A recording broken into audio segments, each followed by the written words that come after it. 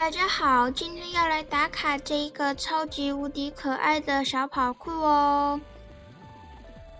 还有，如果呢有什么跑酷要推荐给我的话，都可以留言哦。这个跑酷的 ID 我们在留言区见。大家只要跟我说我想要跑酷 ID， 圆圆就会给你哟。系统，今天我还没有问你就告诉我了呢，谢谢你哟。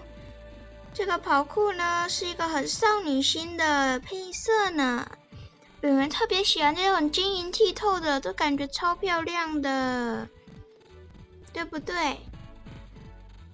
好，这边呢真的特别好看哦。还有粉丝推荐我他那个跑酷，大家如果喜欢的话呢，也可以去打卡。我已经把这个他给我留言的东西放在旁边了，大家抓紧时间抄起来。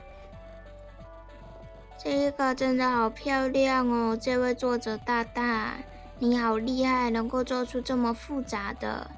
好了，那如果呢你很无聊的话呢，也可以来数数圆圆用了多少个喷气背包哦。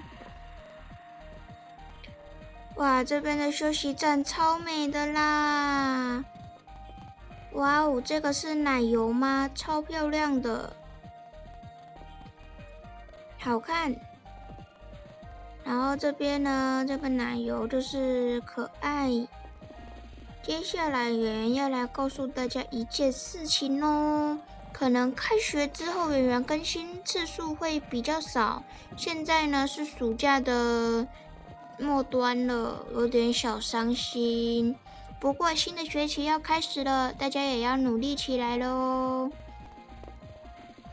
趁这个时候收收心，以后呢，到以后要开学的时候呢，就比较不会那么的难过了。好，那我们继续看这个跑酷吧。大家觉得樱花校园的音乐是要有比较好，还是要没有比较好呢？反正个人是觉得樱花校园的音乐蛮好听的。这个开水瓶，这个花瓶太难用了啊！我们下一集影片呢，就来跑粉丝推荐的跑酷吧。那圆圆就先在这边休息一下。